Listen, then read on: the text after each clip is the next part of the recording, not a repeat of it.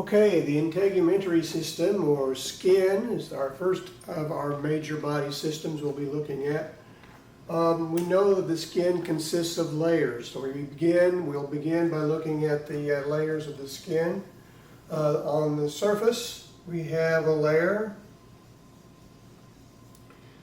It's kind of irregular at its base, but usually smooth across the top. That makes up the epidermis of the skin, and then below that we have the dermis of the skin. And there's not a very distinct transition between the dermis and the hypodermis, the deeper layer, so I'll label dermis here. And down here somewhere is hypodermis. Hypodermis is generally characterized by the presence of and abundance of fat tissue down there. They're all made of connective tissues. The epidermis layer up here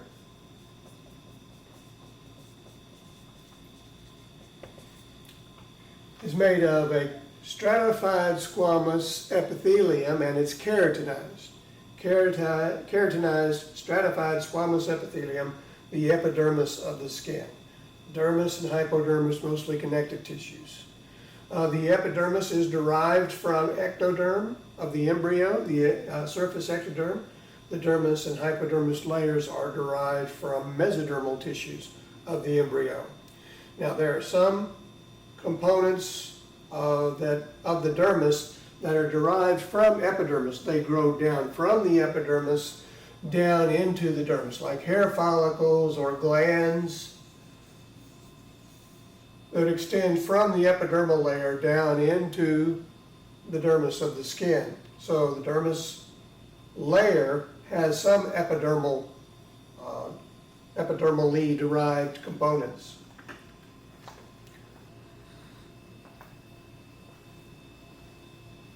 We're going to take some time now and draw the layers of epidermal cells in the picture. It takes a little bit of time, so we won't record the whole drawing process, but we start out with a single layer of cells down at the basement membrane. The orange line here represents the basement membrane.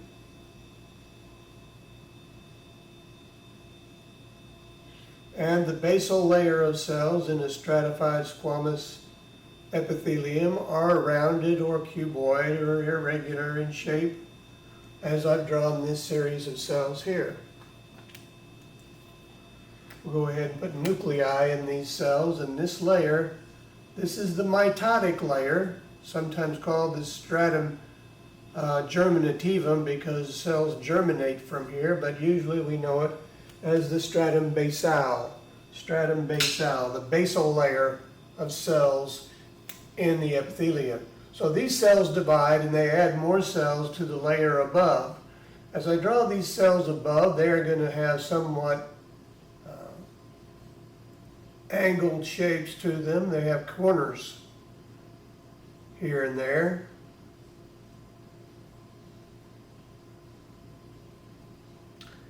That make them look a little bit spiny. And that's why they are referred to as cells of the stratum spinosum. And there are several cells in this layer. In your thinnest skin, it might be only 2 or 3 layers of stratum spinosum cells. But in most of your skin, there's a considerable thickness of stratum spinosum. 8 to 15, let's say, cell layers of stratum spinosum cells. These cells are not dividing, they're simply being pushed up from the cells below, being pushed up by division of the stratum basale cells. So these are rising up,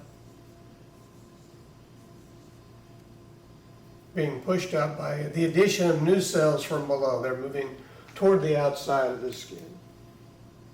Now I'll put some nuclei in these cells. It'll take a little while.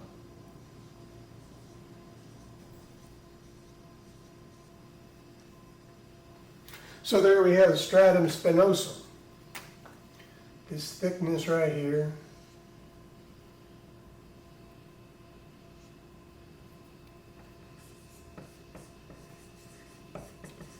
Stratum spinosum. Now they have those spiny angles on that because the cells contract away from their neighboring cells a little bit, but they maintain connections to the neighboring cells. So it's kind of like they're stuck to their neighbors, but they're kind of shrinking away from their neighbors at the same time. So it kind of gives them that angled look, that spiny appearance in the stratum spinosum. This basal layer down here, stratum basale,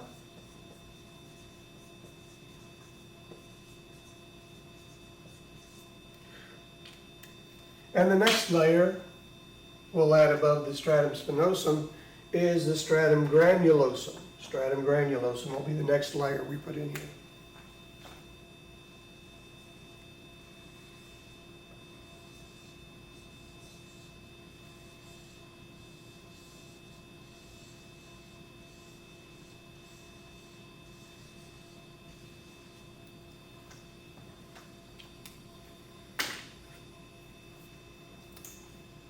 Stratum granulosum layer has small granules in there, and we're not going to put any nuclei in these cells.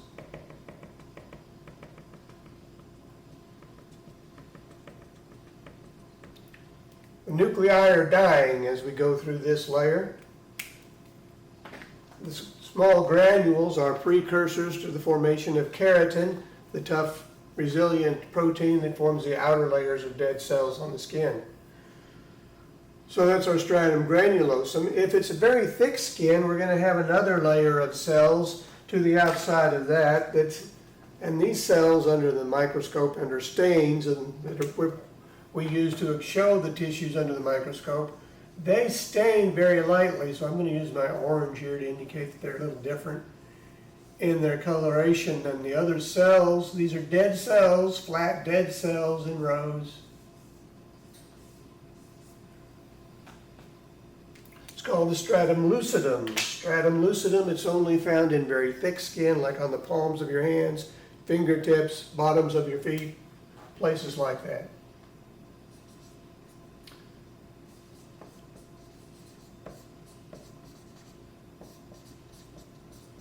Stratum lucidum, I forgot to label in here my stratum granulosum.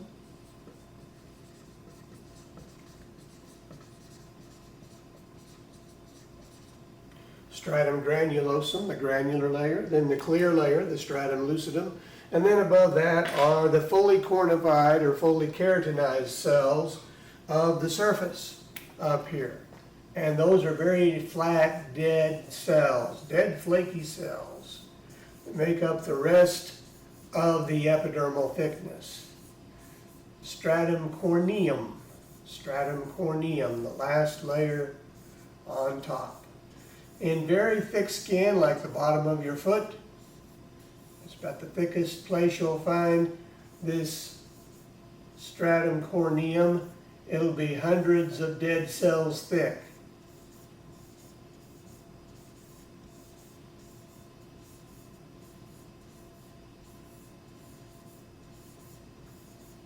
Much thicker than the remainder of the skin layers below it.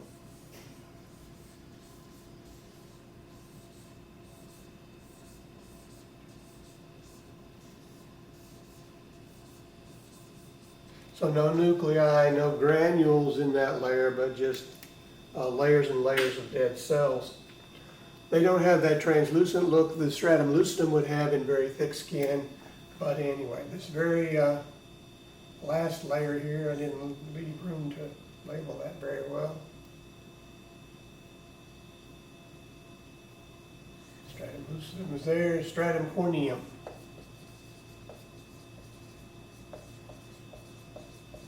I'm probably off the picture here. So we have a basement membrane down here.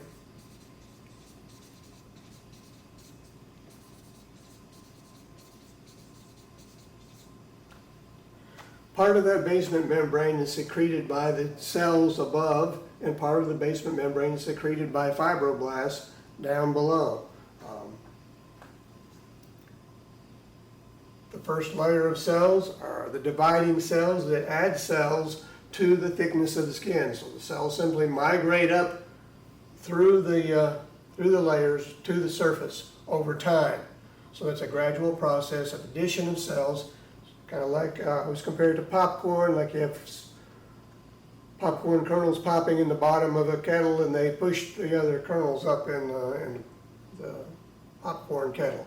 So here we have cells dividing here and they're pushing cells up above it. As we add more down below, it just gets pushed toward the top. And they undergo physiological transitions as you go through that. And the formation of keratin is the primary concern here. So there's physiological events that result in the formation of the stratum granulosum.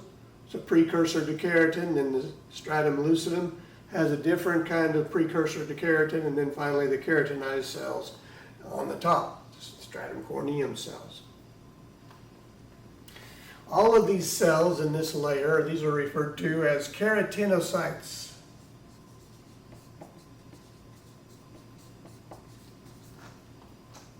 Keratin because of the keratin that is in the cells, the final protein product of keratin, keratinocytes.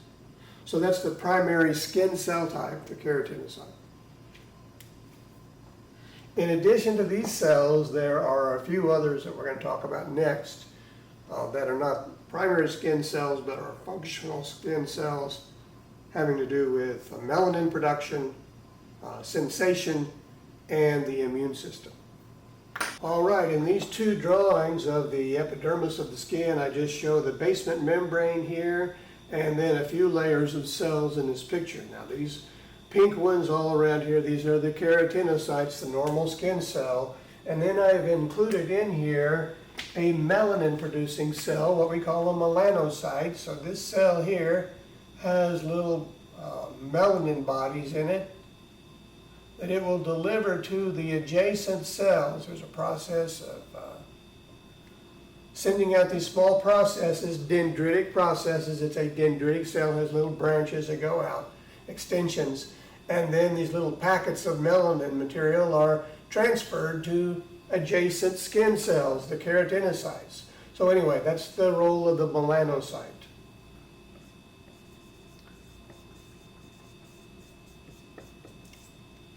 It is always found in the basal layer of the epidermis.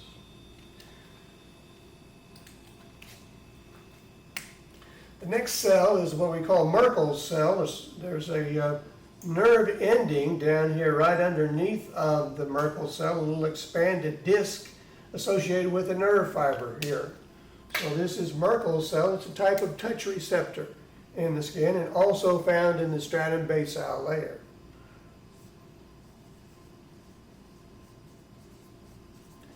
Merkel cell. The third of the special skin cell types is called a Langerhans cell.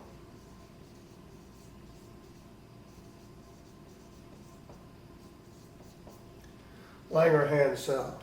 The Langerhans cell receives antigens, foreign materials, is receptive to those, and can assist the body in generating an immune response in the epidermis of the skin, Langerhans cell. So these three cells, when you stain the tissues to look at the epithelium, or the epidermal layer, they will not stain with the same pink coloration that all of the keratinocytes would stain with. So the melanocytes, Merkel cells, and Langerhans cells are often referred to as clear cells when you see them in the epidermis of the skin.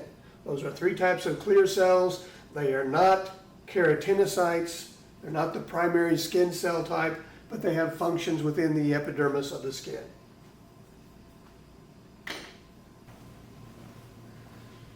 Next here we're going to draw a hair follicle with an attached sebaceous gland, and we're going to try to label all the parts of that, and we need a few different colors for this.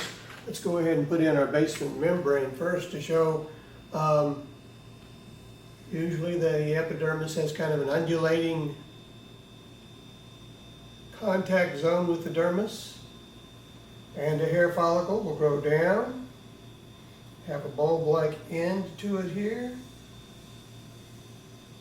extend back up, something like that.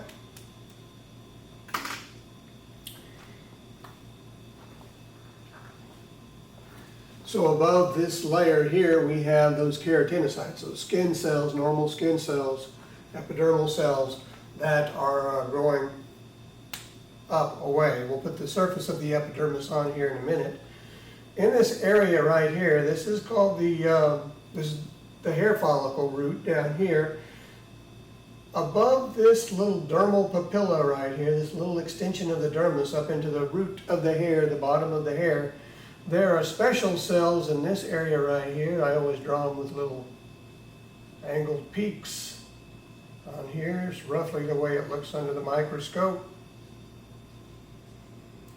Maybe I should say crudely.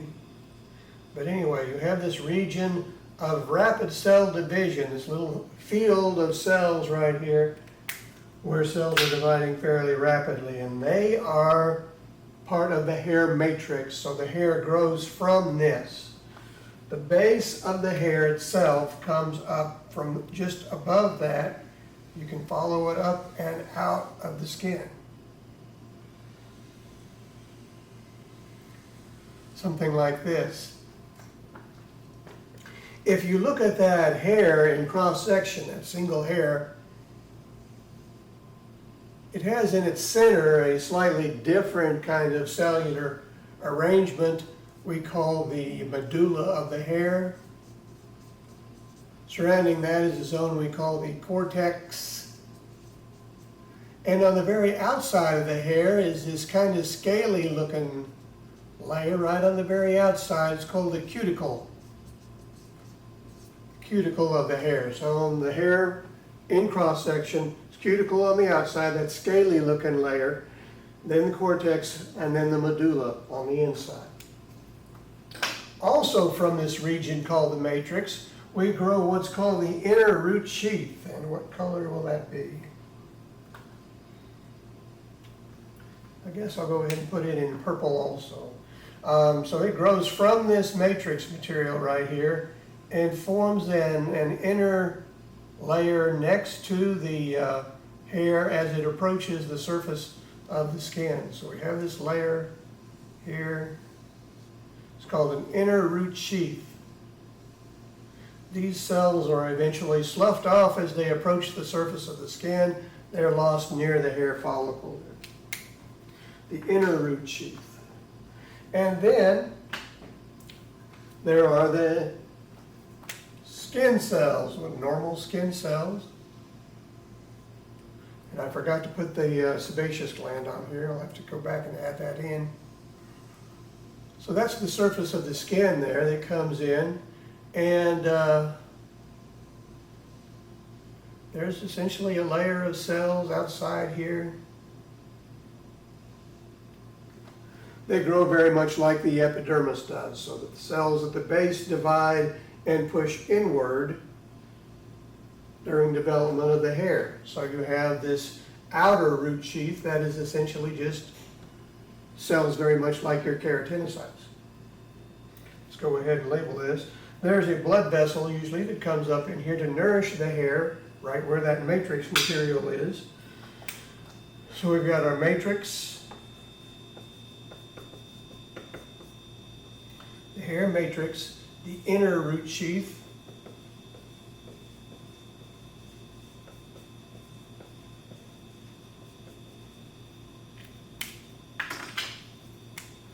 this outer root sheath,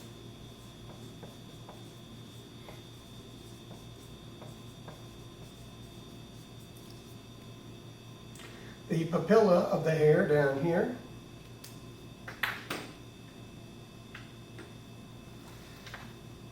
it's really part of the dermis.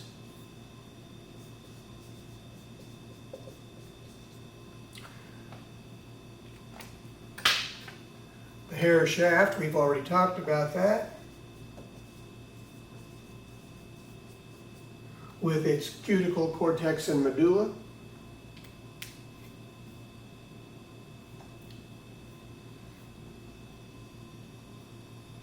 The entire thing is a hair follicle. This part down here is sometimes called the follicle root. This part sometimes called the bulb of the hair down at the very base. So anyway, that's the anatomy of a hair, and it's growing down into the dermis, so it's surrounded by dermal material all the way around.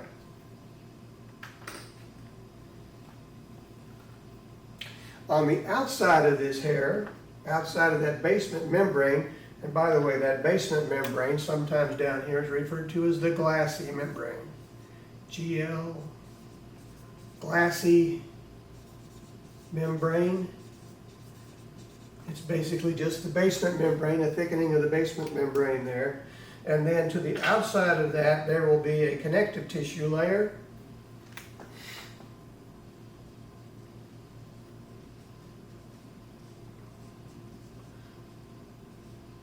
It's slightly more dense than the area next to it, so it makes up a distinct layer.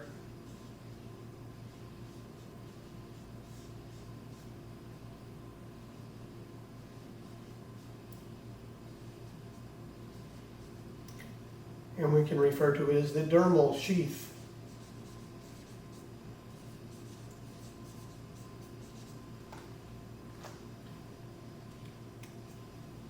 Now we're going to talk about the nail, like a fingernail or toenail.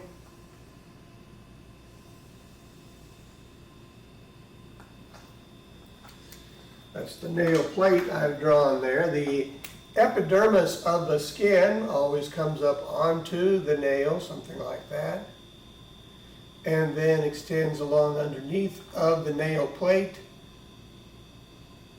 to the end of the digit out there, whether it's finger or toe or whatever.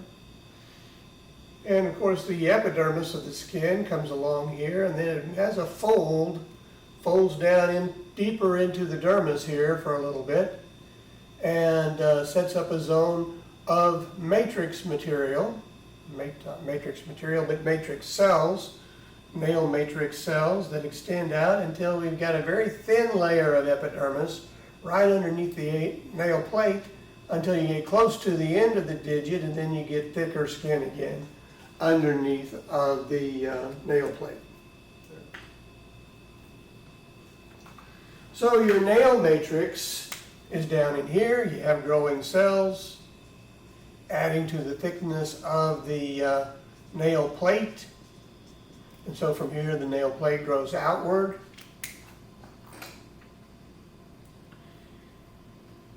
There's a fancy name, well, let's name this first of all, nail plate. This would be the nail root back here, where it's in under the, deeply embedded in the skin there.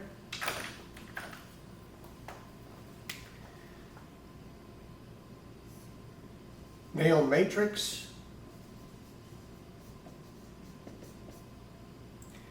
This fold of skin up onto the top of the nail right here is often referred to as a cuticle in common terms, but a proper term for this is eponychium. It's an M, eponychium. And then out under the very end of the nail, that thickening of the skin you see right out here, this is hyponychium.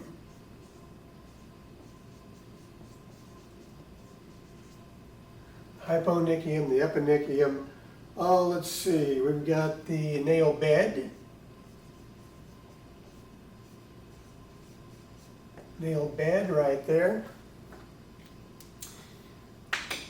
Now there's a thicker layer of epidermal cells underneath of the nail out to a point beyond the eponychium typically, and that thickness makes this area of the nail seem lighter in color when you look at it from above, where the nail bed is out of here where it's very thin. You have more blood vessels up close underneath of the nail, so it's a little darker in that zone. And this zone back here at the back causes a slight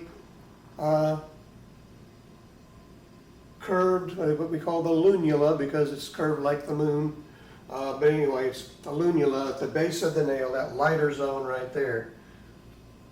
So I'll try to indicate that. You really can't see it this way in my drawing, but that's what would account for that right there. That zone where you're still over a thicker epidermis before you get to that thin nail plate. So this is the lunula, that region of the nail, just in front of the eponychium and before you get to the thinner nail bed material out there in front. So that's the anatomy of a nail. Now for the glands, you recall earlier I had a drawing of a hair follicle here and I forgot to put the sebaceous gland on there. So we'll go ahead and add the sebaceous gland this time around. The epidermis of the skin coming along here, it folds in along the hair shaft right there and then goes outside of that inner root sheath. And where the sebaceous gland is, there's kind of a connection right here to a duct. And that duct conducts the secretions from the sebaceous gland. Let's go ahead and start drawing some of the cells in here. The sebaceous gland is also called an oil gland. And I'm going to draw some of the basal cells in here. Fairly large cells and rounded cells within the sebaceous gland. These cells divide from the outside and then push to the inside, very much like what you see in the epidermis of your skin. So these are the dividing cells out around the margins, and then they push their way inward, but they remain large rounded cells with this secretion material on the inside of each of these cells. And as they are pushed from the outside toward the center of the gland, they'll eventually die. And the dead cell, along with all of its contents, its secretory contents, will become part of what we call sebum. That oily stuff that comes out on the surface of your skin and associated with your hair follicles. So these cells here, as they move inward, right through here, they're going to die and become fragmented material, and eventually these dead fragments of skin cells, or sebaceous gland cells I should say, end up in this duct of this gland, and they end up going out onto the surface of the skin.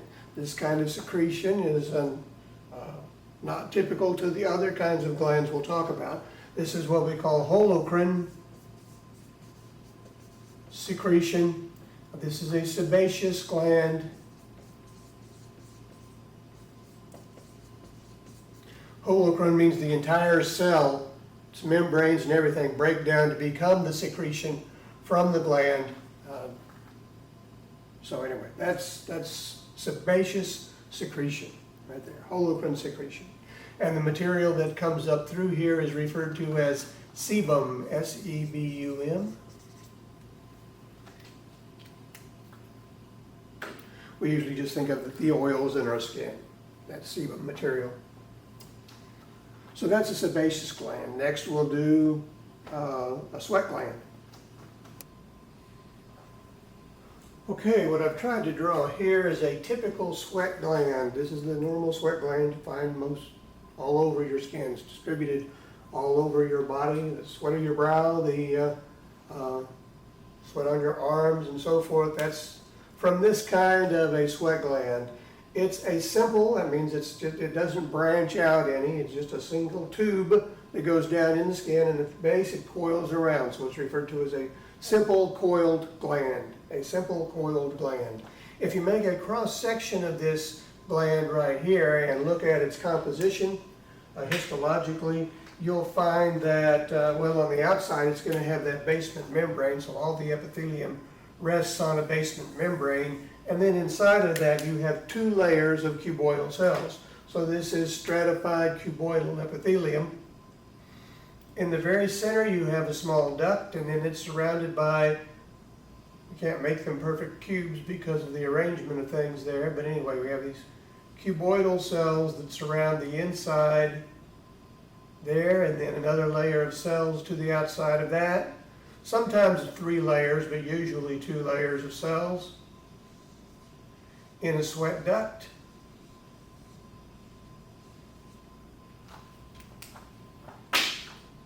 Kind of like this.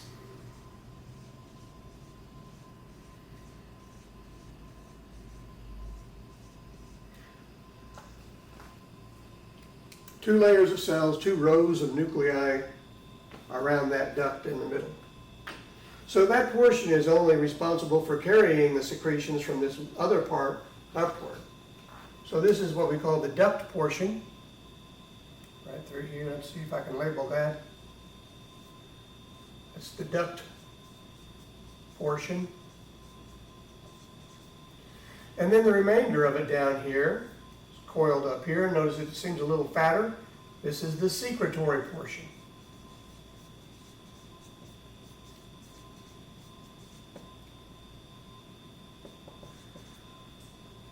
Or secretory part of the gland, the normal sweat gland. It has different cell types in it, so it looks a little bit different when you cut through it in cross section. So let's look at that. So we're going to make a cross section of this gland right here.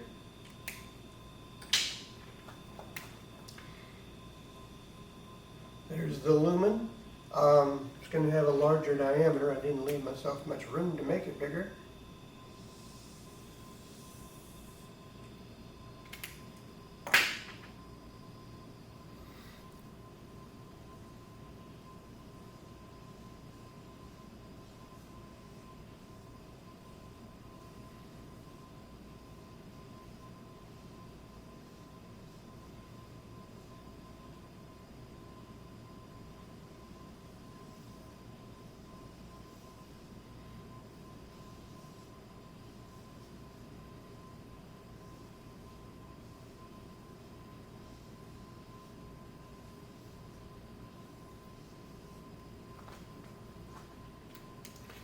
Again, usually 2 layers of primary secretory cells around that secretory portion of the sweat gland. The center cavity is called the lumen. In here there will be nuclei in these cells.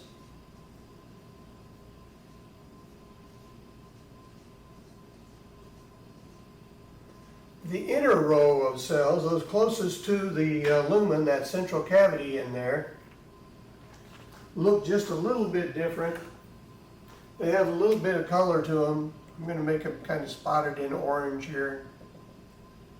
They're called dark cells as opposed to clear cells. So the dark cells are found closer to the lumen.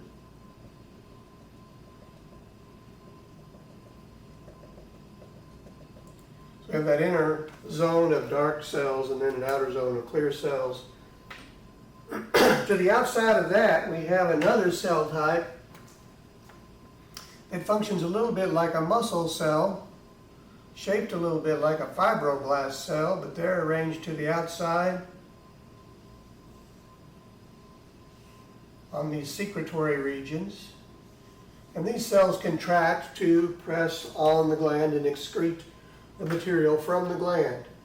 Those are called myoepithelial cells. So let's label the 3 cell types of the secretory portion. There's the dark cells, clear cells, and myoepithelial cells.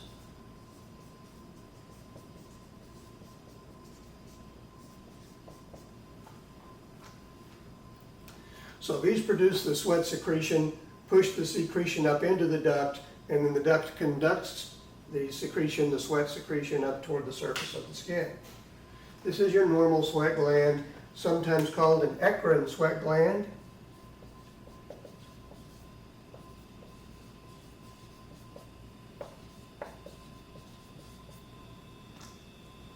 An eccrine sweat gland. And now for another kind of sweat gland. This is called the apocrine sweat gland.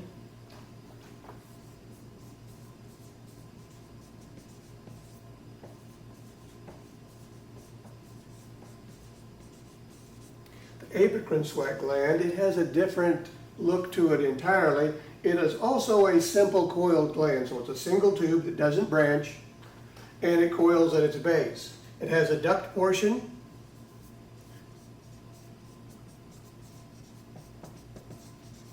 and it has a secretory portion.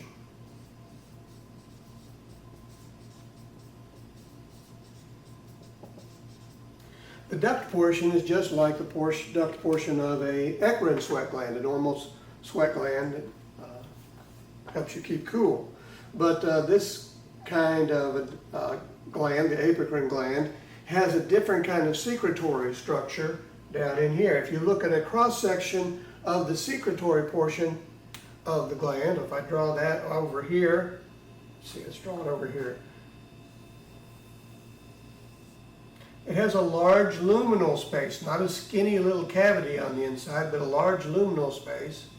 And it's made primarily of simple cuboidal epithelium around the margin.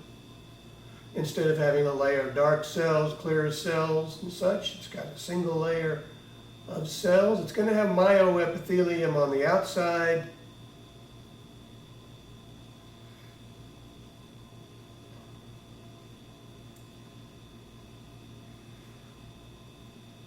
Cuboidal epithelium around here.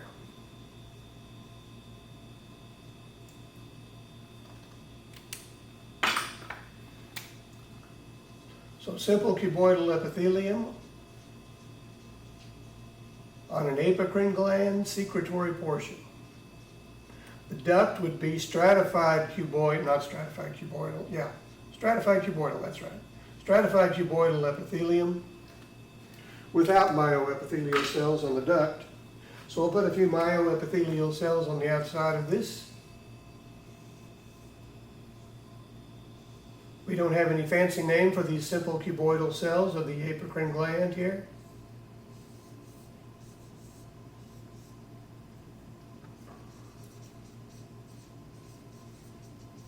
So there's our myoepithelium, simple cuboidal cells on the margin, large lumen as opposed to a tiny little duct in lumen in eccrine sweat gland. These are distributed in different places on the human body than are the eccrine sweat glands. And these are almost always associated with a hair, but I didn't put it connected to a hair. But anyway, the armpits, region of the groin, in the beard region of men, around the areola. So those are some of the places where you find these. They become active at puberty. Before puberty, they're inactive. Their secretion is different. It has more organic compounds in it, lipids and proteins, and it is responsible for what we call body odor. The body odor doesn't come from the secretion itself, but when it's secreted onto the surface of the skin, the bacterial action on the secretion of apocrine glands causes body odor. So those are some of the differences between apocrine glands. They're distributed differently. They have a different kind of secretion that comes from them. They become active only after puberty. So anyway, that's the apocrine gland. A different kind of gland, still a simple coiled gland, but anyway. Both the apocrine gland and the eccrine gland are sometimes just considered sweat glands, types of sweat glands. Another name for this type of gland is called sudoriferous. Sudoriferous, that just refers to these simple coiled glands of the sweat gland and the apocrine gland type.